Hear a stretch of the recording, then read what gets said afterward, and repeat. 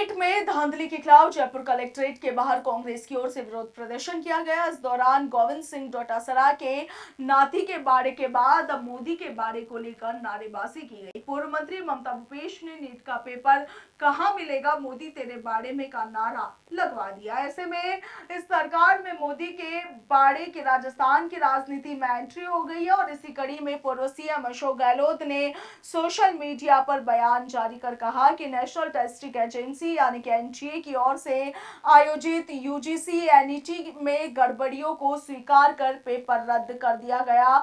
उन्होंने कहा कि नीट में पेपर लीक और बेईमानी के तमाम सबूत मिलने के बाद भी परीक्षा को रद्द नहीं किया जा रहा। अशोक गहलोत ने आगे सवाल पूछते हुए कहा कि आखिर ऐसी क्या वजह है कि एनटीए सरकार मेडिकल जैसे संवेदनशील क्षेत्र की परीक्षा में गड़बड़ियां होने के बावजूद रद्द नहीं कर रही है। पेपर लीक के आरोपी विद्यार्थियों ने कबूला है कि उनके पास एक रात पहले ही पेपर आ गया था। अशोक गहलोत ने आगे कहा कि जिन राज्यों में बीजेपी की सरकार नहीं है वहां ऐसी शिकायत आने पर बीजेपी राजनीतिक फायदे के लिए भ्रामक प्रचार करती है, मगर वहां पर सब कुछ साफ साफ दिखाई देने के बाद भी सब चुप है।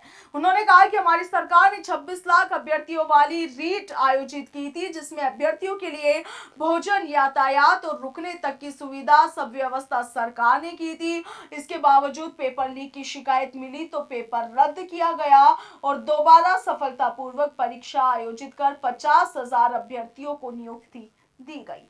अशोक गहलोत ने कहा कि विधानसभा चुनाव में प्रधानमंत्री सहित तमाम नेताओं ने हमारी सरकार पर झूठे आरोप लगाए, जबकि सच्चाई ये है कि भाजपा शासित राज्यों और केंद्र सरकार के आर्मी, जुडिशियरी समेत 50 से ज्यादा पेपर लीक हो चुके हैं। पेपर लीक के अंतर्राज्यीय गिरोह सक्रिय है, जो कि चिंता का विषय है।